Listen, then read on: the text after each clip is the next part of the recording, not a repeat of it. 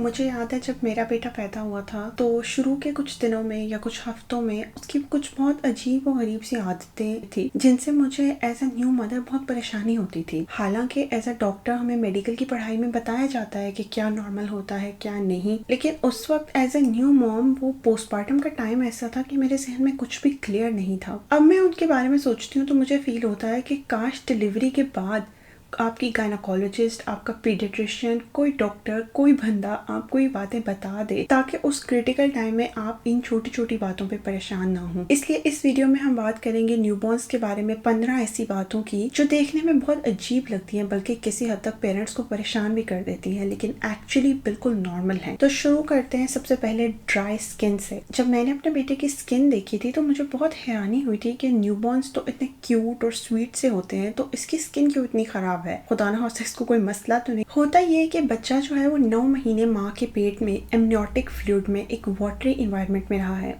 उसके बाद जब वो बाहर की दुनिया में आया है तो अल्लाह ताला ने उसके जिस्म की वो प्रोटेक्टिव कोटिंग जिसने उसे पानी में महफूज रखा था आहिस्ता आहिस्ता शेड करनी शुरू कर दी ताकि वो बाहर के ड्राई इन्वायरमेंट में अडेप्ट कर सके। तो न्यूबॉर्न्स की स्किन ड्राई होना बिल्कुल नॉर्मल है। अक्सर ये फ्लेकी या इवन पीलिंग भी होती है। इस सिचुएशन में आपको कोई भी लोशन, ऑइंटमेंट या क्रीम लगाने की ज़रूरत नहीं है, बल्कि ये खुद ब खुद ही 3 से 6 हफ्तों में ठीक हो जाती है। दूसरे नंबर पे है ब्लू हैंड्स एंड फीट्स। मेरी अम्मी अक्सर कहती थी कि बच्चे के पाँव जो है वो नीले हो रहे हैं या हाथ नीले हो रहे हैं तो इसको ठंड लग रही है, तुम या तो इसको सॉक्स पहना दो या फिर मिटन्स वगैरह पहना दो। बच्चे के हाथ या पाँव नीले होने का लाजमी ये मतलब नहीं है कि उसे ठंड लग रही है, क्योंकि एक न्यूबॉर्न के जिस्म में ब्लड फ्लो जो है वो अभी सही से एस्टेब्लिश नहीं हुआ। उसकी बॉडी की जो एक्सट्रीमिटीज हैं जैसे हाथों की उंगलियां, पाँव हो गए, इनमें ठीक से अभी ब्लड नहीं पहुंच पा रहा। इस चीज को एक्रोसाइनोसिस कहते हैं और ये फिजियोलॉजिकली बिल्कुल नॉर्मल है कि उनका सर्कुलेटरी सिस्टम अभी डेवलप कर रहा है। चंद हफ्तों में जैसे जैसे उसकी बॉडी में ब्लड फ्लो मेंटेन होता जाता है और सर्कुलेशन एस्टेब्लिश होती है तो खुद ही उसके हाथ पांव पिंक हो जाते हैं। तीसरे नंबर पे बच्चे की कमर या उसकी हिप्स पे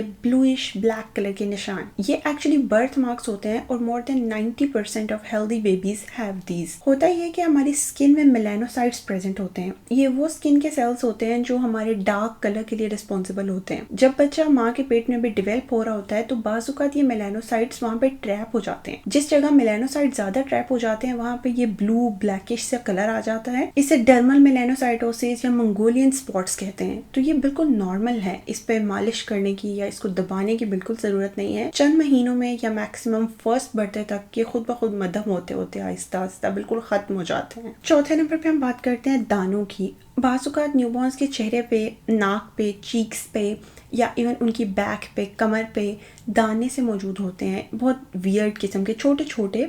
इसे न्यूनेटल एक्नी कहा जाता है। ये खासतौर पर सबसे ज़्यादा उस वक्त होता है जब बच्चे की उम्र तकरीबन 2 हफ्ते हो और उस टाइम से पीक करता करता 6 हफ्ते तक मैक्सिमम रहता है और आहिस्ता आहिस्ता खुद ही खत्म हो जाता है। अगर डॉक्टर ने सजेस्ट नहीं किया है तो प्लीज इस पे कुछ भी लगाने की जरूरत नहीं है। इसकी वजह से कोई भी स्कारिंग वगैरह नहीं होती और ये होते इसलिए कि बच्चा जब माँ के पेट में होता है तो माँ के जिस्म से कुछ हार्मोन्स बच्चे के जिस्म में ट्रांसफर हो जाते हैं, लेकिन एक दफा जब बच्चा बाहर आ गया तो जो हार्मोन्स ऑलरेडी मौजूद हैं वो जैसे जैसे बच्चे का सिस्टम्स मैच्योर होते जाते हैं तो पेशाब के जरिए, पॉटी के जरिए वो निकलते जाएंगे।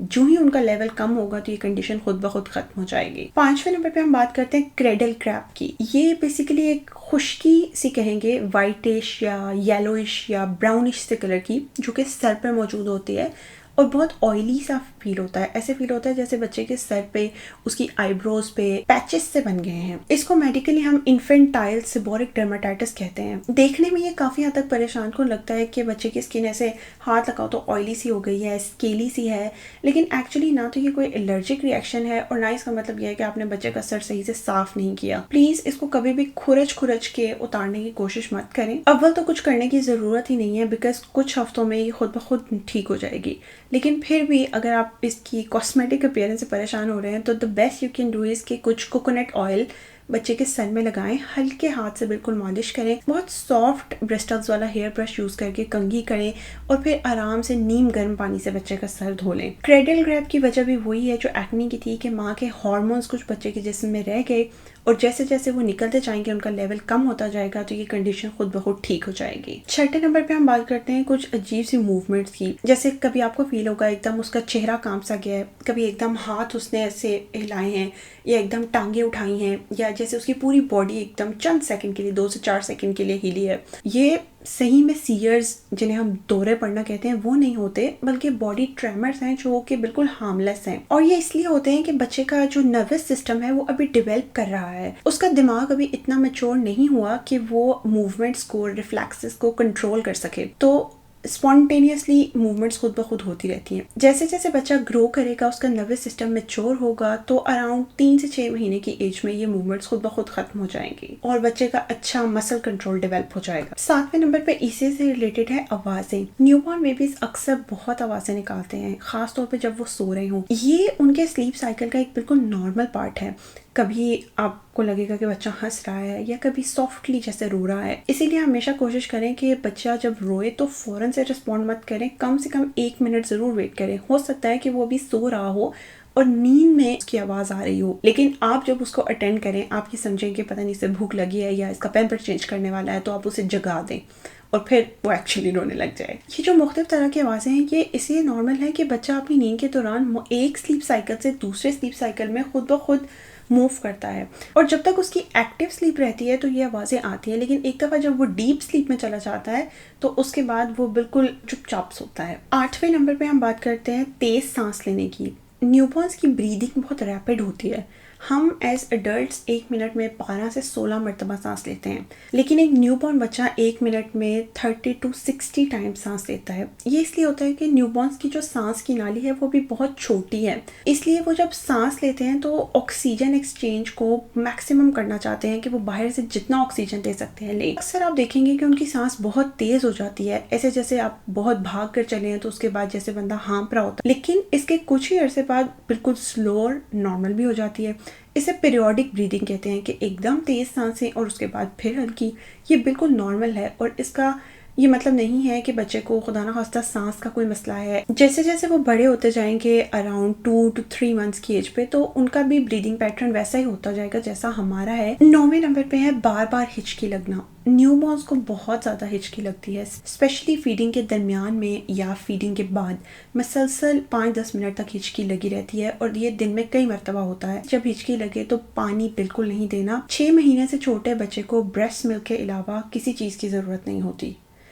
मेरा मतलब है ब्रेस्ट मिल्क या फार्मूला के अलावा किसी चीज़ की ज़रूरत नहीं होती। तो हिचकियों के बारे में परेशान होने की ज़रूरत नहीं है। ये इसलिए होता है कि हमारा जो डायफ्राम है, वो वाला मसल जिससे हम सांस लेते हैं, वो अभी न्यूबॉर्न्स का मैच्योर नहीं हुआ। ये आहिस्ता आहिस्ता खुद ही कम होती जाएगी जैसे जैसे उनका ब्रीदिंग पैटर्न और डायफ्राम की फंक्शनिंग मैच्योर होती जाएगी। प्लीज़ इसके बारे में टेंशन ना लें और ये मत सोचें कि मैं बच्चे को अब शायद सीधा लटाऊँ तो हिचकी कम हो जाए, या मैं इसको थपकी दूँ या दूध में कोई मसला है। ऐसा कुछ भी नहीं है, ये बिल्कुल नॉर्मल है, फिजियोलॉजिकल है और खुद ब खुद ठीक हो जाएंगे। 9वें नंबर पे बार बार छींके आना।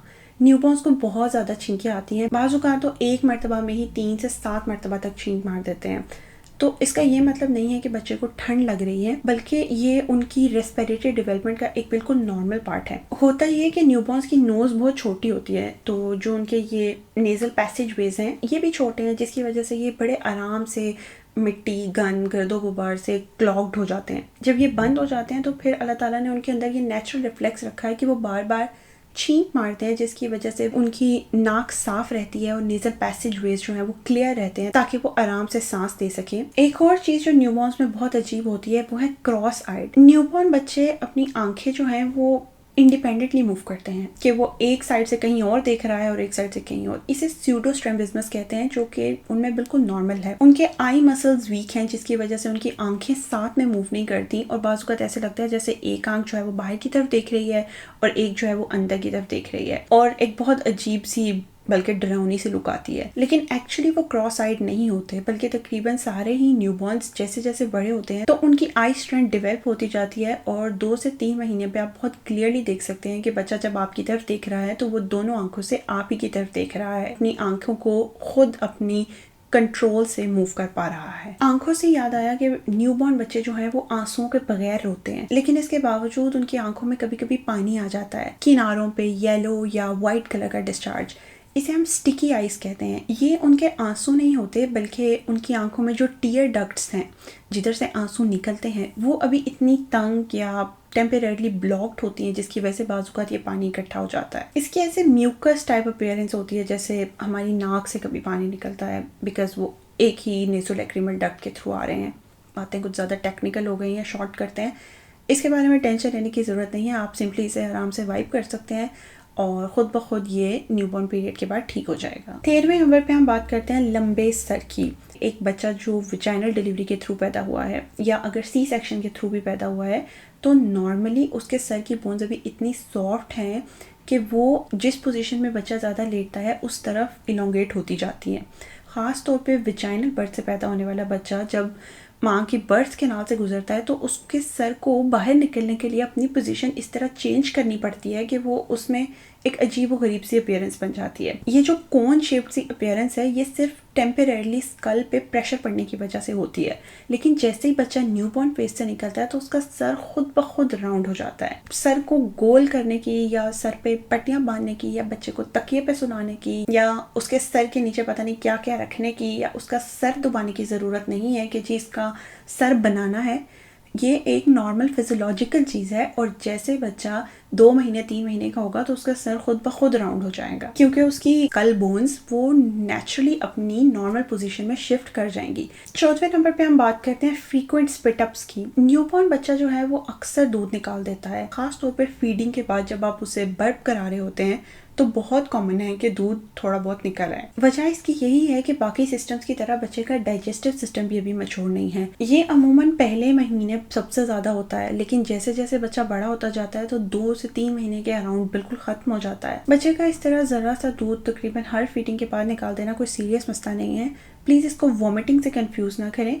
वॉमिटिंग तो वो है जिसमें पूरी फोर्स के साथ दूध निकले और अच्छी खासी बड़ी अमाउंट में निकले, ऐसे लगे कि जितना बच्चे ने पिया था वो सारा निकल गया है। बल्कि स्पिटअप इसे हम कहते हैं और इसको कम करने का बेस्ट तरीका यही है कि बच्चे के फीडिंग के दौरान कोशिश की जाए कि उसका लैच बिल्कुल परफेक्ट हो ताकि वो कम से कम एयर स्वॉलो करे। उसे दूध पिलाने के तकरीबन 10 से 15 मिनट तक सीधी पोजीशन में रखें ताकि जो दूध है वो उसके जिस्म में सिर्फ खुराक की नाली इसोफेगस में ही ऊपर ऊपर ना रह सके बल्कि नीचे मैदे में स्टमक में चला जाए। 15वें नंबर पे हम बात करते हैं डायपर स्टेन्स की। बाजुकात न्यूबॉर्न बच्चे के डायपर में आपको ऐसे रेड, पिंक या स्लाइटली ऑरेंज से कलर के छोटे छोटे धब्बे से नजर आते हैं। ये ब्लड नहीं होता बल्कि यूरेट क्रिस्टल्स होते हैं। इस कंडीशन को हम ब्रिक डस्ट डायपर सिंड्रोम कहते हैं। ये तब होता है जब बच्चे के जिस्म में यूरिक एसिड का लेवल ज्यादा हो, और ये यूरिक एसिड वही है जो माँ के जिस्म से बच्चे के जिस्म में ट्रांसफर हुआ है, लेकिन जैसे जैसे बच्चा यूरिनेट करेगा ये यूरिक एसिड उसके जिस्म से निकलता जाएगा। अक्सर तो ये 2-3 दिन में ही ख़त्म हो जाते हैं। अगर ये उससे लंबा रह रहे हैं तो इसका मतलब है कि बच्चा डिहाइड्रेटेड रह रहा है, जिसकी वजह से वो इतनी मरतबा पेशाब नहीं कर रहा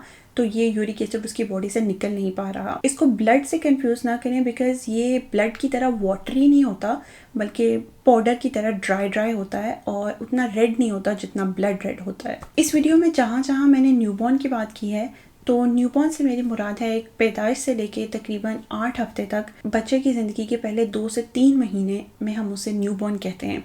तो ये सारी चीज़ें जो हैं वो न्यूबॉर्न्स में बहुत ज़्यादा कॉमन होती हैं और उस पीरियड के बाद आहिस्ता आहिस्ता बाजुकात 3 मंथ्स, बाजुकात 6 मंथ्स और बाजुकात फर्स्ट बर्थडे तक बिल्कुल ख़त्म हो जाती हैं।